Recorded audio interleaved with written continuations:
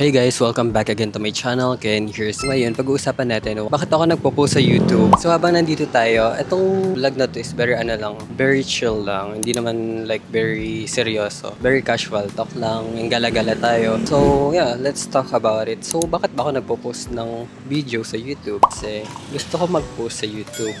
Iipit natin dito ang mic. Para hindi obvious na naka-mic tayo. Kung yun naalala ko, nag-start ako mag-YouTube mga around 2017. Actually, hindi naman YouTube na YouTube. Parang video-video lang kasi mahilig ako mag-video. Tapos ina-upload ko lang yung video ko sa YouTube, pero naka-private lang siya. Pero minsan pina-public ko. Depende sa trip ko. Nagagawa lang ako ng mga video, mga random videos. Tapos kino-compile ko lang siya. For example, magmamall, tapos gagawa ko ng video about dun. Wala. Trip ko lang talaga. And ayun, nagtuloy-tuloy siya. 2017, 2018, parang trip lang yung mga time na yun. Tapos 2019, dyan ako nag-start mag-vlog talaga. Like mga about hairstyling. Tapos nakakatawa pa kasi sobrang pangat ng mga pinagagawa kong video. And very random. Tapos nag-hairstyle ako. Kahit di talaga ako marunong mag-hairstyling, trinay ko. And makikita niyo yung mga video ko, very cringe. Actually, sobrang cringe ako sa mga nagagawa kong video. Nagpo-post pa rin ako, tapos may mga bash na ako na nare-receive sa YouTube. And nakakatawa. So habang ginagawa ko yun, upload wala akong pake, and actually wala akong idea sa YouTube. And then na-realize ko na parang nagkakaroon ako ng views, and ayun, paiba-iba ako ng content. Hindi ko na alam kung ano pinagagawa ko. So nagulat ako kasi may mga nag-message sa akin, may nagko-comment na sa mga videos ko, tapos umaabot din ng 100k views yung YouTube ko before.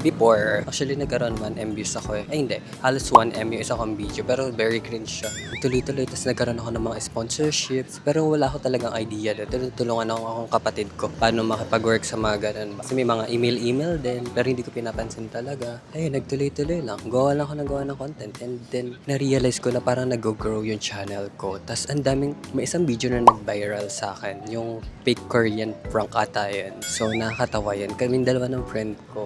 And trip-trip lang talaga yun. Super alog pa ng video ko nun. And then, actually, nasa 900k plus views na ata siya. Hindi ko na siya kaya panoodin ngayon.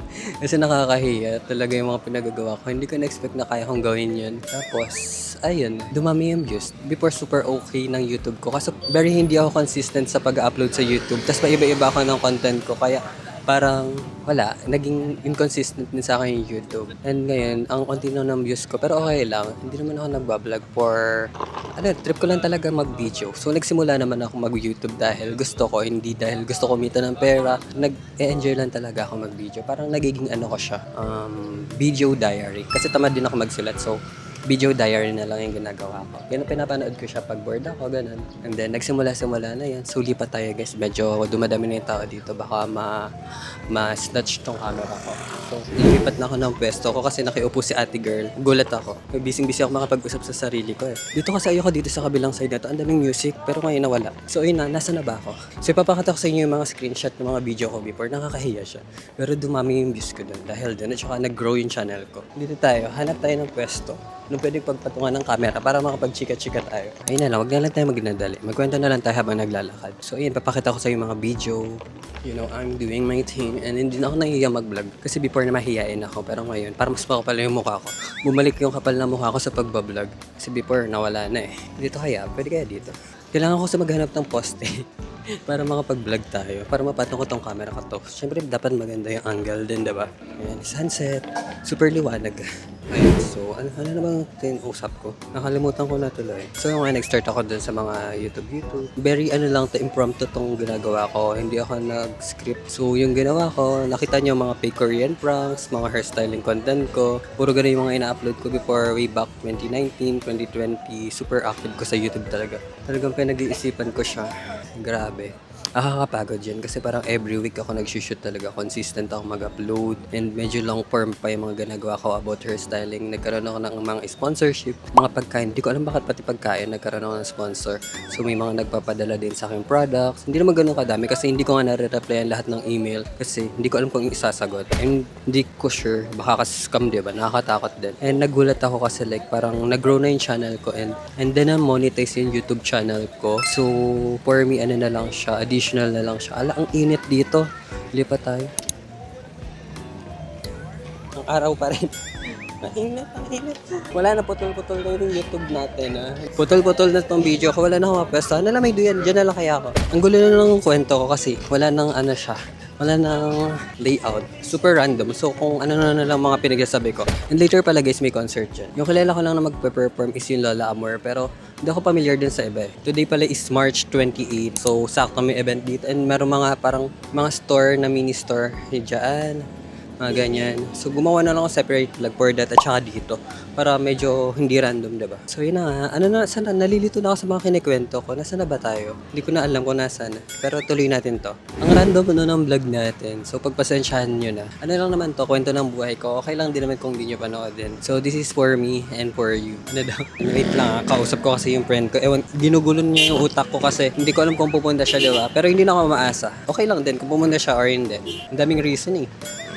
Nagkaroon na nga ako ng mga sponsorships, di ba? Ano na ba yung sinasabi ko? Tapos, ina-accept ko yung iba ex-deal lang. And then, actually, puro ex-deal yung mga pinag-accept ko before kasi hindi pa ako marunong makapag-negotiate that time. And then, ayun, nag-TikTok din ako. Tapos, nagka-pandemic. So, lalong hindi ako naging consistent sa YouTube. Kasi ang hirap mag-vlog na nasa bahay lang. Yung mga sit-down vlog kasi uso pa yun before. So, ayun, yung mga vlog na yan, yung mga hairstyling, pupunta ka sa salon, sponsored dyan, guys. So, parang 2 years ata akong sponsored doon. Na-free lahat ng service, tapos magbablog lang ako once a week. Pero medyo a hassle din. Pero every week, iba yung hairstyle ko. Kaya kung mapapansin nyo, ang dami kong hairstyle. Iba-iba yung hair color ko before. Nagpapa-hair color ako, blonde. So, magpapa-perm din ako. Thank you sa Brian's Hair Cafe. Dahil pinagkatiwalaan nyo ako. Dahil kahit di ko alam yung mga pinagagawa ko. Tapos, papakita ko sa inyo yung mga screenshots. Mas ayun, si Jera pa yung kasama ko ngayon. Pero ngayon nasa Australia na siya. Ano na siya? Living mommy. Mommy na siya ngayon sa Australia. Huwag na natin siya istorbohin. So, si Jera pa yung kasama ko nun. And then, lagi kaming sabay pumupunta din sa salon. Nag-ano kami, bablog, hairstyle. Natatawa na lang kami kasi every week,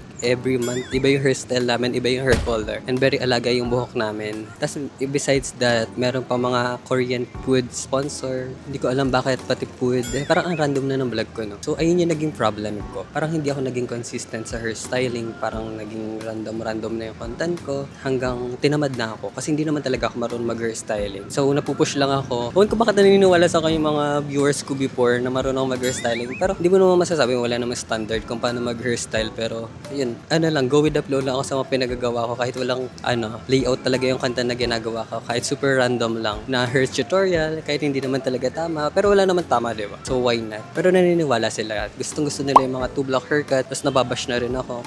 Ayun na yung mga, yung kwento ng hairstyling vlog ko. Mga hairstyling content ko. And then, pumasok na nga yung pandemic, di ba? So, medyo naging unstable na yung vlogging ko. Tapos, super hassle pa kasi hindi naman ganun ka-okay yung phone ko, pero pinupush ko pa rin mag-vlog. Ayun yung reason, hindi ako nagbablog for the money. Nagbablog ako dahil gusto ko siya and nag-enjoy ako. Kasi nga mahilig ako sa mga video production and major din ako, major in filmmaking, kaya napush ko talaga yun. And then, nagtuloy-tuloy na mag-vlog ako. Tapos, nag-iba-iba na ako ng content and doon na nasira yung algorithm. Sinira na ni YouTube yung algorithm ko. And kung mapapansin nyo ngayon, yung mga recent vlogs ko, wala na masyado nanonood kasi from hairstyling to aesthetic, chill vlog, no talking vlog, parang trinay ko na lahat, pati food vlog.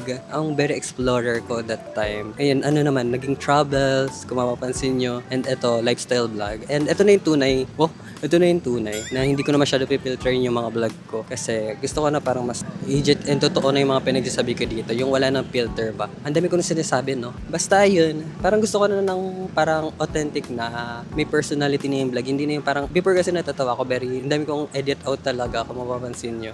And hindi ako ganun katib sa camera, medyo mahihain ako. Kasi parang kinakat ko, ay, ang pangit ko dito, cut na to kahit maganda yung mga pinagsasabi ko doon, kinakat out ko. Pero ngayon, I'm trying na maging totoo sa vlog with personality na, hindi na yung parang pilit na nagbablog lang ako para mag-earn ng money. Yung reason na nagbablog ako kasi, di ba ako consider ko siya na video journal ko na siya kasi gusto ko siya panoodin pag bored ako or sad ako. So, ayan.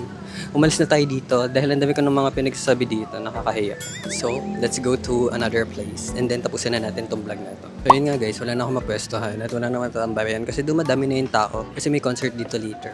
Nagbablog lang ako ng ganun, trip ko lang. And I'm back after kasi very inconsistent nga ako kaya hindi na maging okay itong algorithm ng YouTube ko. From hairstyling to lifestyle, di ba?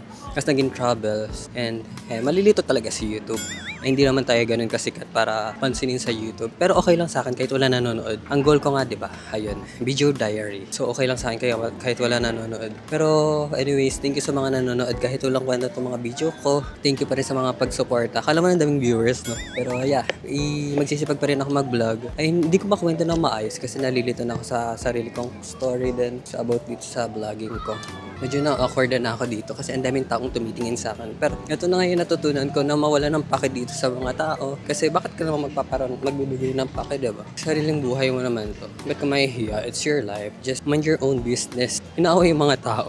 Alam mo sinasabi. Ayun ang aking kwentong buhay. Hindi ba siya detailed pero medyo magulo nga. Basta in short, very inconsistent ako sa YouTube. Ang random ng contents ko, magulo ang content as naging vlogger, diba? Tapos ngayon, I'm back. Sana magtuloy-tuloy na to and maging consistent na tayo sa vlogging. And yeah, I think dito ko na i-end tong video na to kasi ang dami kong nang pinagsasabi and baka ko ano pa mapagsasabi ko. So yun guys, thank you for watching this video and don't forget to subscribe to my channel and hit the notification bell below. Kung gusto nyo mag-vlog, ituloy nyo lang, i-push nyo. So depende talaga sa inyo yan kung gusto nyo ng pera or gusto nyo lang talaga. Pero minsan mas nag-work pag pwede mo rin siyang gawing business actually. Pero like depende sa'yo. Medyo mahirap siya. Lalo na pag hindi ka naman ganun kakilala. And for sa side ko kasi gusto ko lang siya. Hindi ko naman talaga goal yung parang kumita dito or yung parang gustong gusto na ano. For fun ko lang siya. Super nag-enjoy naman ako. Hobby ko siya. And like kagaya nito nagagala ako mag-isa. Nag-enjoy ako, diba? Nado-document ko yung day like for diary, video diary. And ayun, ang dami ko na naman sinasabi, di ba? So, tama na to. Huwag na natin pahabayan ng storya kahit sobrang haba na ng sinasabi ko. Sobrang gulo na kung ano na angle na yung mga pinagpupuntahan ko. Nawiwirdohan na yung tao sa akin. Kanina pa ako lakad na lakad dito. Pero okay lang yan. Hayaan natin silang mawirdohan.